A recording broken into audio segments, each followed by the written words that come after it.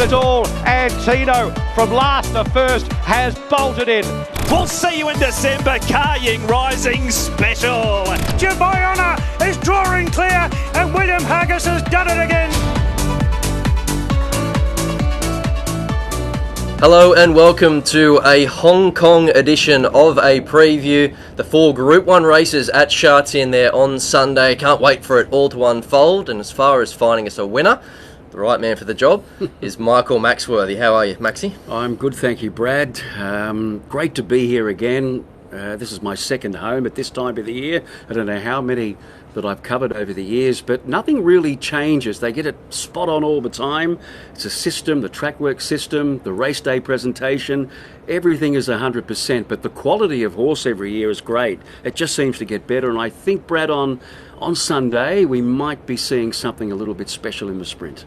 Yeah, we get to see Carrying Rising. Yeah. I think one of the biggest curiosities around that race is clearly he's the horse to beat. The market tells you that, but what price will he jump? Yeah. Because the locals betting into that tote pool. Yeah. Well, you can't really find anything to beat him. I know he's drawn out, but I don't think that matters at all. He's going to be at prohibitive odds on. But just to see him in action, I didn't think that I'd ever see another performance like Lord Kanaloa when he won his second sprint in 2013. He drew pretty much the same gate Carrying Rising has got. He sat 3 and 4 deep, and at the top of the straight, the jockey just about needed a seatbelt. He went that quickly, darted back to the inside and put up 5 lengths. But I think this horse could do something similar. Yeah, I hope so. David Hayes is certainly gushing in his appraisal of this horse, so we'll see him there, strutty stuff in the sprint, and that's a race we'll have a look at a little bit later. But we're going to kick off with the Hong Kong Vase over the 2400 metres. Now, we have got Carrying Rising in the sprint, we've got Romantic Warrior there in the cup, but as far as the other 2 races, your mile and the Vase over the 2400 metres, they both look pretty open. Yes, they are. We're interested in Without a Fight, of course. He was a great return run during the carnival in the old McKinnon, the Champion Stakes. But it is interesting, and we've got this filly down the bottom that Joe Moreira is riding called Stellenbosch. Yep. She hasn't quite got the profile as yet against older horses, but she too could be something a little bit special. She's a gorgeous filly. We saw her out on the track during the week. She's tall. She takes a great length of stride, so I can't wait to see her. But you're right, this is a pretty open race. Yeah, Without a Fight, we've seen him step out on the track a number of times. He did his fast work earlier in the week, and since then he's just been building nicely. But I know Sam Freedman's really happy with how the horse has settled in. This has been a bit of a target race, so it's not so much an afterthought given his recovery period, and it took him 12 months. Obviously with that tendon injury, they would have been thrilled with the first up run, and they seem to be equally thrilled in terms of how well he settled in. Yeah, he battled on quite well, didn't he? I think his run first up would have delighted them. I felt that he did enough for them to carry on and bring him here. And when you have a look at his form since arriving in Australia, we know he failed in that first Melbourne Cup, but often these international horses take a prep. And then when he was first up in Brisbane, he won first up over the shorter trip, and then he won second up. And he won the Caulfield Cup second up last year, going on to the Melbourne Cup. So the second up form is pretty good. Another horse that'll be familiar to the Australian audience is Dubai Honour. Now we're going to have a look at his replay there, Newcastle last time out, and he probably should have won. Yeah, I don't think there's much doubt. The Foxes, who's lining up here too, managed to cross and lead here at Newcastle on the Tapeta track, and he was badly held up in the home straight, and it wasn't until very late that he actually got clear. So that tells us that he's still got it. We know him from the autumn in Sydney. You saw him a few times, and he's been here. Well, this is his 4th trip here. He's been okay in the past, but he's probably got to step it up slightly if he's going to win. But that was a good performance under the circumstances. He's quite a versatile horse, but I do think he's that touch more effective with the sting out of the ground. I think maybe that's a little query. Yeah, he's certainly not going to get that on Sunday. And, you know, the weather's going to be fine. We rarely get surprises at this particular meeting, Brad. Often, you know, we get the odd 20-1 shot, you know, every second or third year, but the form stands up pretty well because we know that the track is going to be sort of good to firm. Big flat track suits certain horses, in particular the Japanese horses. But some of these Europeans do like a little bit of give in the ground. Just on the Japanese, Stellenbosch, you touched on her briefly at the top. I guess the most exciting thing about her is the fact that she's only had a handful of starts, so she's all upside. Yeah, she's owned by Katsumi Yoshida, and I thought she was terrific last start when third. She was back in the field and couldn't really get a crack at them. She had to dodge a bit of traffic in the straight, but hit the line hard. I just don't know whether she's mature enough to take on these seasoned horses, but gee, I like what I've seen since she's arrived. And the other horse to touch on is Luxembourg. Now, Aidan O'Brien has already won this race 3 times in the past, twice with Highland Real, but Luxembourg is a 4-time Group 1 winner. We've also seen him out on the track there, and he looks in really fine. Fettel, is he a chance of going one better than last year? We saw him there second behind Romantic Warrior. Yeah, that was over the 2000 in the Cup last year, and he pushed Romantic Warrior. And since then, his form's quite good. They're stepping him up to 2,400 metres here. I understand this is going to be his last start. I thought that he was very good last start under the circumstances in the Breeders' Cup at Del Mar. He sort of got back in the field. He was tight for room, but very late.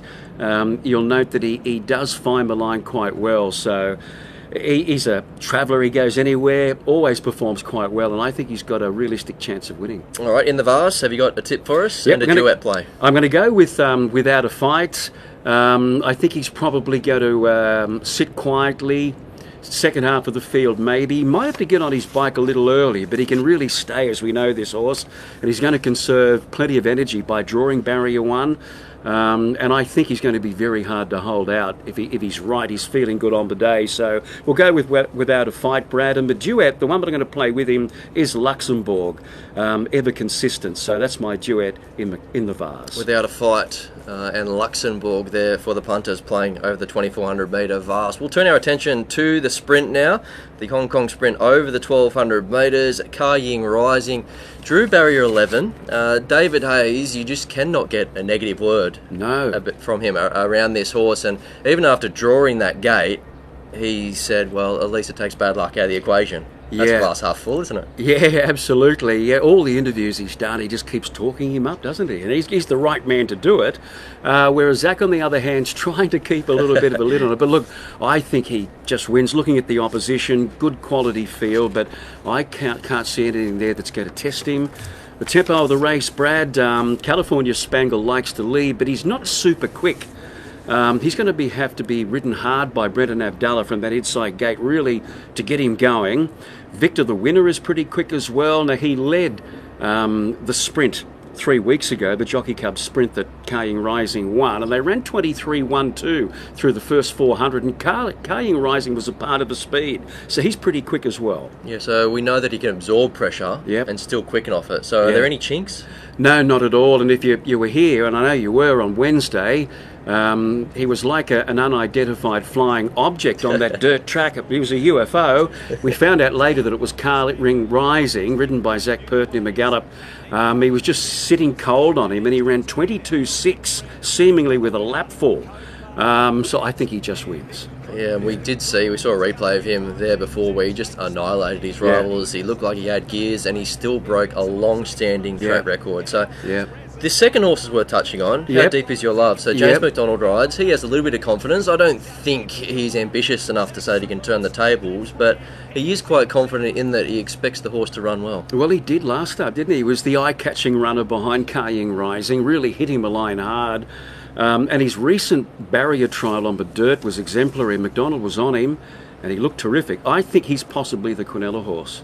If there are any dangers, you wouldn't think it'd be any through that Jockey Club sprint that could turn the tables. So we'll have a look at a few Japanese contenders. Legal and Toshin Macau. He just took a little while to get into some clear galloping room, but I like the way that he attacked the line. Yeah, well, the leader here went like a scalded cat, which they often do in some of these races in Japan.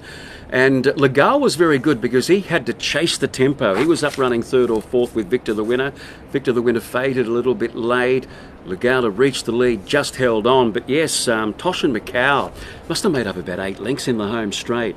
And Brad, that's the right type of form for the Japan sprinters. The Centaur, the Sprinter Stakes, if they perform well in those, they usually race well here. A few other horses to talk about. You did mention California Spangle. That's obviously a horse that's dear to the heart of Brenton Avdulla. He's had a lot of success on that particular runner. But also there is Starlust. So won there in America last time. It'll beat over the 1,000 metres, but you can ignore the margin because where Starlust came from to win that race was remarkable. He gave them a massive start, isn't he? Of course, trained in the UK, but went to Del Mar and won the Breeders' Cup turf sprint there, coming from well off them. But again, another horse went off like a quarter horse, and he was pretty much the last horse standing. He's just got to go this way, which I'm not totally convinced about at this level.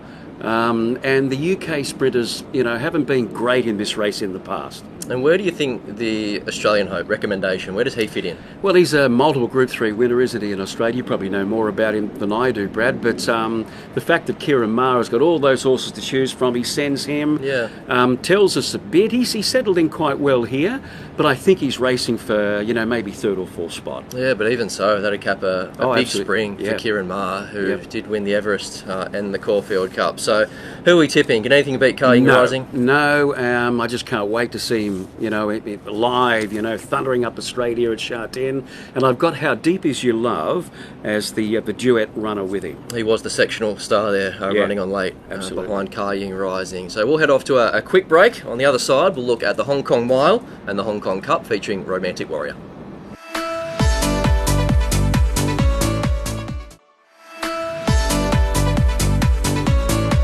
Here comes Fairy King Prawn. It's Sunlight in front. Fairy King Prawn, the horse of Hong Kong, coming after the mare of the world. 150 to go. Sunline's a length in front. Fairy King Prawn's trying to get him. Sunline, the Kiwis pulling out stops. Fairy King Prawn lifts. They come to the line. Fairy King Prawn dives, but he missed. Sunline, the mare of the world, wins it from Fairy King Prawn. 5 lengths at him, I think, 3rd from New Trumps. Electronic Unicorn wider. Some great vision there of Sunline, the mare of the world. A great call from David Raphael. 24 years ago, Sunline won at Sha Tin. And you know what, Brad? That was the last time Australia had a real impact on this meeting. I think it might have been race 3 on the card. Falvalon, trained in Brisbane at Eagle Farm by Dan Bagor. He won the first of 2 international sprints. Back then, they were down the straight 1,000. And then 3 races later, Sunline came out. I think she was 2:20. Everyone was on her except all the local punters, and there must have been 100,000 of them here that day. They were supporting Fairy King Prawn, the local champ, and he loomed to her as we saw there with 200 to go, but she pulled out all stops and did it for Australasia. I know she's bred in New Zealand, but we basically claim her as an Aussie as well. We're good at that, claiming them, aren't we? Absolutely. It's certainly an art form in that. So this year's mile, maybe this is a year where Australians can turn back the clock. Oh, yes. Could it be an Antino? We'll talk of him in a moment, but first off, we're going to talk about Soul Rush, the Japanese runner. Well, we saw him last year. He came here for the first time and ran 4th to Golden 60. And his effort last start in that mile championship, that's usually a pretty good guide to this mile race here. I thought he was outstanding, and he performed better in this race than what we saw when he was well held in that Golden 60 race 12 months ago. He won it with a heap of authority. The rider goes up in the irons. Yes. How good is this? So, look, he's got to have a chance. He's probably going to have to be ridden quietly again from the poor draw, but he has got a powerful finish on him. I thought the celebration was every bit as impressive as the victory. So that was his first Group 1, Soul Rush, and I guess he comes here on the back of a career best, which can only be a positive. Yeah, absolutely. So certainly he's one that can run in the top 3. The next race we'll have a look at is the last start performance from Voyage Bubble. Now, a lot of them come through this particular race, and I know the margin was only narrow, but that's Voyage Bubble, isn't it? He's a gritty, tough style of horse. That's exactly what he is, and he's versatile. I don't think there's much between him and Galaxy Patch. Now, Galaxy Patch here missed the kick as he does, and then he's had to work 3 and 4 deep, yet he was still there at the end. And the problem again is that Galaxy Patch has since had a trial, and again he was sluggish out of the gate. So he and Antino are probably going to be giving these leaders a bit of a start. But yeah, they're handy, aren't they? The 2 that we've spoken about. But I just think to win at this level, They might have to find a length, although Voyage Bubble was good last year. I think he was a length and a half, a length and 3/4 behind Golden 60. If he runs like that, then he's definitely top 3 material again. Yeah, James McDonald rides there, and he's ridden him 4 times in the past for 2 wins and a couple of placings, so they've got a good association. But just touching on Golden 60, has been retired since last year, and I guess the positive from that, if there is a positive, at least for the rest of the field, is that it makes this mile particularly open. Yeah, he's won 3 of the past 4, like an extraordinary racehorse, now retired, but he did a great job to win last year. He was obliged to race wide, but he was too good. So he's the benchmark for Romantic Warrior now, in particular with prize money on Sunday. Yeah, I went into the merchandise store yesterday, and if the benchmark is the amount of plushies you've got in there, then I think Golden 60 probably holds the mantle. I'd be a mile ahead at the moment, but maybe that'll all change after Sunday. Antino, let's talk about the Australian. Yeah. So we've seen him also at the track. Now, speaking to Tony Gollan throughout the week, he did say that he is a bit of a gawky style of horse, so he's got a few little quirks. And the first few times that he was out on the track here at Sha Tin, as you can tell behind us, there's a bit happening in terms of the high rises and people walking around, and then you've got the forestry there to the left-hand side, and he took that all in, but he has settled down since. He has. He looks in fantastic order. He didn't have blinkers on in that gallop, Brad, that we saw on Wednesday. Bailey Notiff rode him, and he sort of worked with Recommendation. Recommendation was 6 lengths behind him, just sort of sat behind, but they worked purposely like that. But he came up the running in about 25 seconds, Antino, and he looked terrific, given that he didn't have his blinkers on. He's much better with blinkers, so I think he's going to peak. They've got to squeeze another good one out of him, though. He has been up for a little while. Yeah, well, all indications are that he's in a spot similar to prior to the Toorak and the Champions Mile. So if that's the case, then you'd think all he has to do, touch wood, is just get the start right. Get the start right. Even if he hesitates slightly from barrier 4, he still should be ahead of 2 or 3. And then Blake's got to make a decision. I think there's enough tempo here to give a back marker a chance. Now, it's not easy. Big flat track over the mile here to catch them, but he's got such a powerful burst, as we've seen at his past 2 starts in Melbourne. Given he is a horse with a few tricks, how important is it that Blake Shin rides? I think very important. I mean, he's one of the best. I know he's had great jockeys ride him, but Shin is just attention to detail like you've got no idea. And for him to sum up that Toorak the way he did, I don't know that a lot of jockeys would have done that.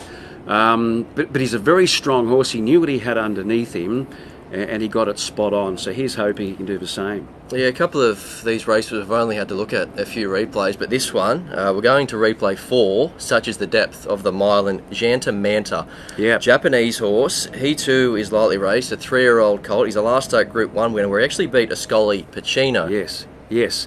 She was a little bit unlucky in that race, Brad, as we're about to see. And there was another horse a little bit unlucky as well. But you can't help but like the winning performance. This was back in May over the mile for 3-year-olds. And he sat 3 deep. And when he went for him 200 metres to go, he slipped up into another gear and charged to the line. Something similar we saw from him in his turf workout on Wednesday. He worked on the outside fence on the course proper, and he stopped the clock in 22 seconds. He nearly set the track alight. There were sparks coming off him as he went past us. But you mentioned he's only lightly raced 3-year-old. 6 starts, 4 wins, 2 Group 1s. He's got to take on the big boys, but he's handling it beautifully. He's a real dude here at the track, isn't he? He carries those orange-coloured accessories. You've got a bit of a story behind that. Yeah, apparently the trainer is a big sports fan, and his favourite sporting team wear the orange, hence he's got the bandages and then the flash headgear. 2 other runners in that race, and we won't get into too much detail, but Docklands and Lazat both run. Jerome Renier and the Eustace camp there with Docklands. So deep race, where are we going? What do you think the plays? Well, I'm going to go with the Japanese 3-year-old Janta Manta. I've got to admit I've fallen in love with him since I've seen him here. Makes 2 of us. Hope he doesn't let us down. And I've got Antino in there. No matter what happens, I'm sure Antino is going to be in the mix somewhere. So that's my duet, Janta Manta and Antino. The 2,000 metre race, we may have saved the best till last year, the Hong Kong Cup. So Romantic Warrior, drawn barrier 1, he should get the right run, but you were saying off air, Maxi, that the 2,000 metre start at Sha Tin, is certainly favourable to draw inside. He has done that, but at the same time, he needed a little bit of luck at the right time to get out. Yes, yeah, that's true. I reckon it's worth about a length's head start for 2,000 here. Gate 1. The tip is that the Ballydoyle horse Wingspan might revert back to leading, as she did 2 starts ago in the fillies and mares at Ascot. So James, barrier 1 gives him decisions. He might even want to lead on him, but I'm thinking he's probably more maybe third defence. Yeah, we saw a replay of what he did there last start where he was just full of authority, easy as you like. James McDonald thinks he's got the horse as well as ever, so he's ticking over beautifully ahead of Saturday, and he'd break a few records if he happened to win Sunday, I should say. So he'd not only become the highest earning racehorse of all time, surpassing Golden 60, but he'd win this for the 3rd time, which has been unprecedented. No horse has won this race 3 times before. Yeah, Luxembourg, as we mentioned, tested him last year, got within about a neck of him. And even Prognosis earlier this year in the QE2 Cup, Prognosis got pretty close to Romantic Warrior. He's going to be a short price of $1.40.